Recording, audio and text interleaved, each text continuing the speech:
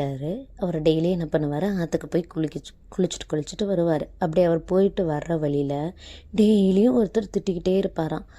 ஆனால் புத்தத்துறவி கண்டுக்கவே மாட்டாராம். அவர் வாட்டுக்கு போவாராம், அவர் வாட்டுக்கு வருவாராம். அப்படியே பக்கத்தில் இருந்த ஒருத்தவர் கேட்டாராம், ஐயா அவர் உங்களை தான் திட்டுறாரு, எப்பயுமே ஒரு வார்த்தை கூட பேசாமல் கண்டுக்காமல் போயிட்டுருக்கீங்களே, ஏன் அவர் உங்களை திட்டுறாரு அப்படின்னு கூட நீங்கள் கேட்க மாட்டீங்களா ஐயா அப்படின்னு கேட்டாராமா.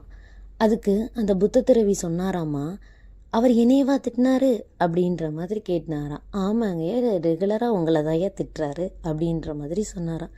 ஐயா இப்போது ஒரு லட்டு இருக்குதுன்னா அதை நம்ம சாப்பிட்டா தான் அது ருசி என்னன்றது நம்மளுக்கு தெரியும்.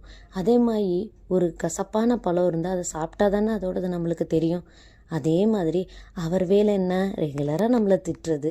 நம்ம வேலை என்ன, நம்ம ரெகுலராக நம்ம வாட்டுக்கு நம்ம வேலையை பார்த்துட்டு அவர் யாரையோ திட்டுறாரு அப்படிங்கிற மாதிரி நம்ம போயிட்டா நம்மளுக்கு எந்த பிரச்சனையும் இல்லை அப்படின்னு சொல்லிட்டு போனாராமா. இந்த கதையிலேருந்து நம்மளுக்கு என்ன தெரியுது அப்படின்னா, நம்மளை யார்